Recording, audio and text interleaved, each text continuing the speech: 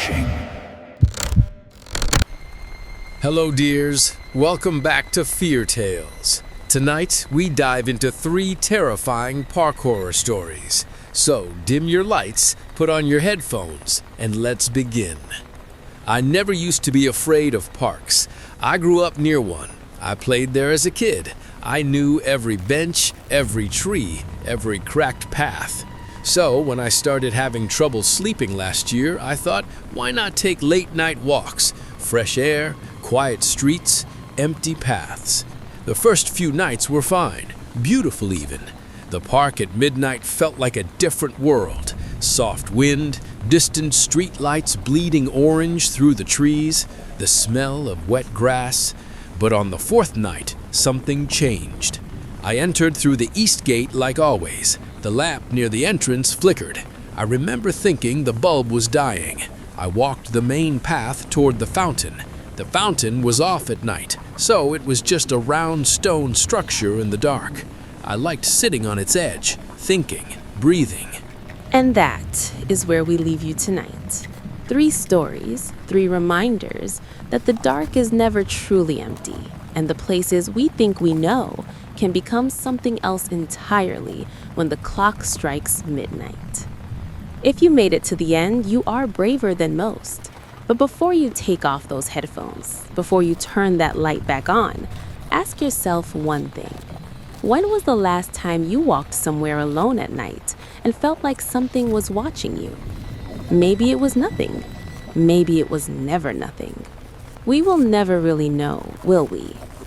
If these stories kept you up, if you felt that chill crawl up your spine, then fear did its job tonight.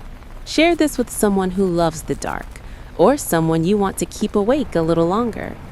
And if you have a real story, something that happened to you, something you have never told anyone, drop it in the comments below. We are always listening here at Fear. Do not forget to subscribe, because every week we go deeper, darker, and closer to the things that live just outside the light. This is Fear. Good night. Stay safe out there, if you still can. That night, I sat down and pulled out my phone. No signal. That was normal inside the park. I put it back in my pocket and just sat there. The wind died. Everything went completely still. I noticed it immediately. No crickets, no rustling leaves, no distant cars, just nothing. A silence so heavy it felt like pressure in my ears. I looked around. The path behind me was empty. The path ahead was empty. The trees stood perfectly still, like they were holding their breath. Then I heard footsteps, slow, steady, coming from the left side path, the one that leads through the old section of the park where the benches are rotted and nobody goes. I turned. A figure was walking toward me, far away still, just a shape in the dark. I told myself it was another insomniac, another person like me. Nothing strange.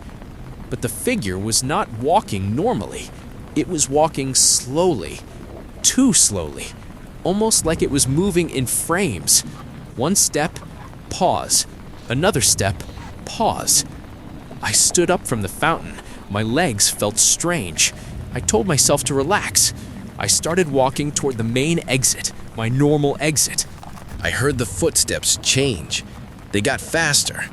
I did not look back. I kept walking. Then I started walking faster. The main gate was maybe 200 meters ahead. The orange glow of the streetlight outside felt like safety. The footsteps behind me got faster again. I ran. I don't feel shame saying that. I just ran. All the way to the gate, through it, onto the street. I stood there, under the light, breathing hard, hands shaking. I turned around. The park was dark and empty.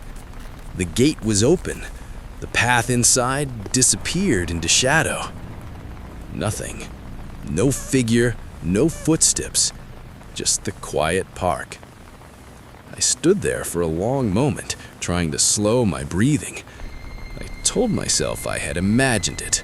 Anxiety, paranoia from too many sleepless nights. I walked home. I double-locked my door.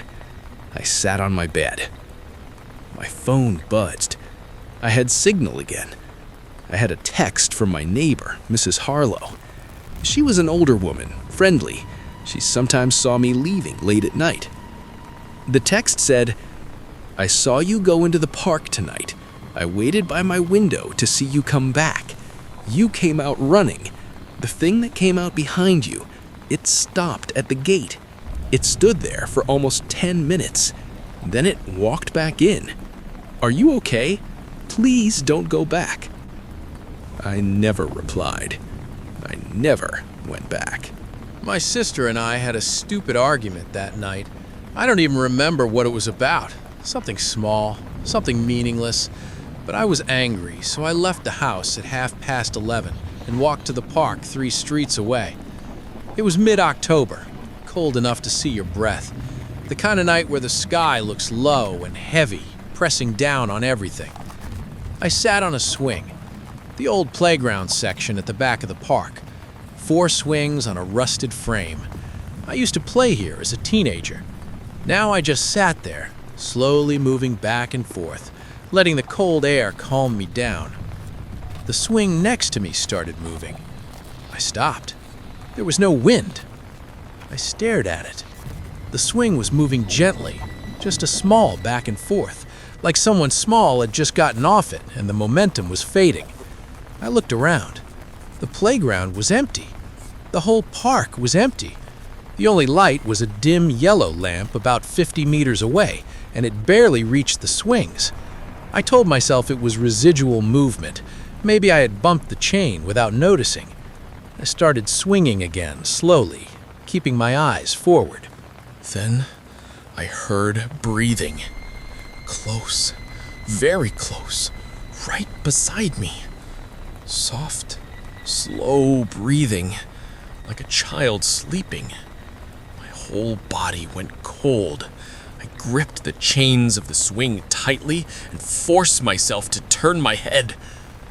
Nothing. The swing beside me had stopped. Everything was still. But the breathing continued. It was coming from slightly in front of me now, near the old slide. A metal slide. The old kind, dark with rust. I stared at it.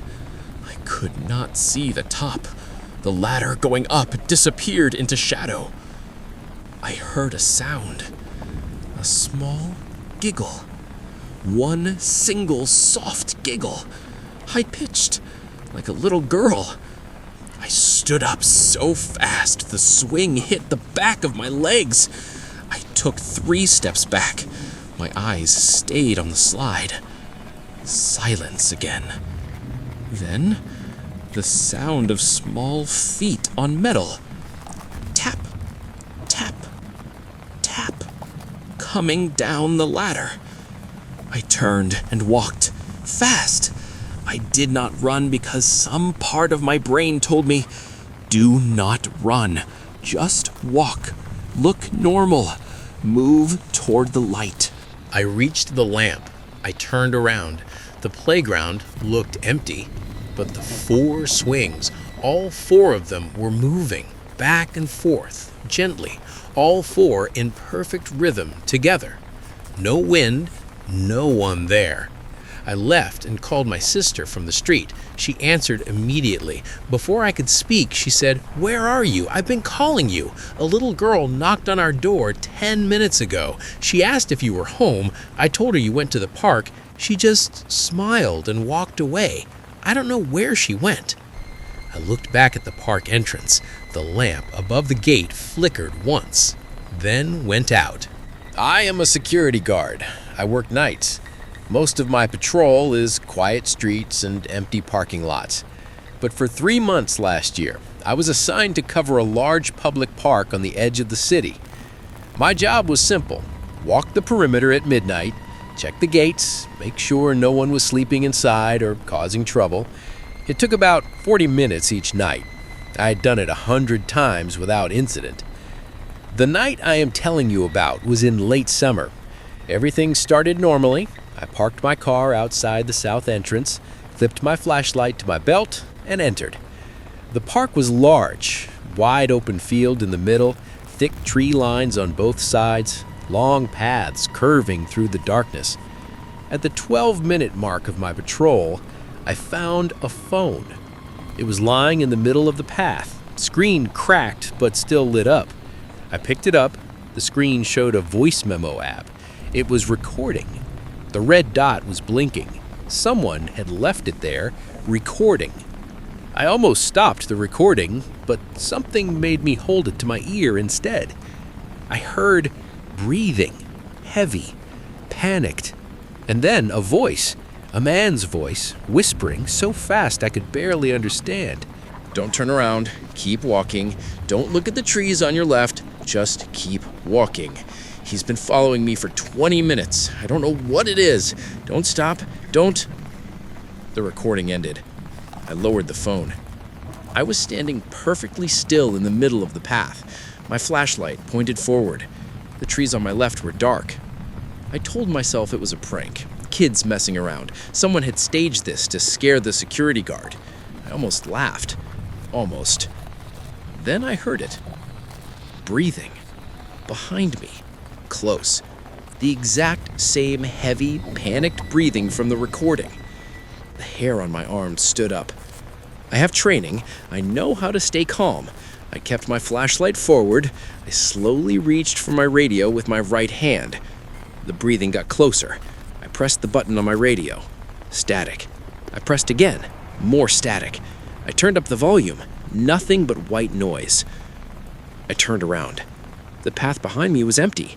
My flashlight cut a straight white line down the center. Empty on both sides. Trees standing still. Shadows between them. But the breathing was still there. Right beside me now. I swung my flashlight to the left. The beam landed on a man standing between two trees. Not moving. Just standing there. Staring at me. He was pale. His clothes were dirty. His eyes caught the light like an animal's eyes in the dark. We stared at each other. I said, "Sir, this park is closed. I need you to leave." He did not move. He did not blink. I said it again, louder. He tilted his head slowly to the right, like he was confused by the sound of my voice. Then he smiled and took one step deeper into the trees, into the dark. Gone. I stood there for a moment. Then I walked fast to the south exit, got in my car, and wrote my report. I described the man, gave the description to the day team. The next morning, the day guard called me. He told me they had found a phone in the middle of the path during the morning check. Screen cracked, voice memo running. They played it back. It was my voice. 12 minutes in, me finding the phone, me pressing play, and then after that, breathing for 20 minutes straight, and then my voice again talking to the man in the trees, and then, at the very end, one more voice, low, close to the microphone, like someone had picked up the phone after I dropped it and leaned down to speak into it. It said, "He always comes back." They never found the man. I put in my transfer request the same day.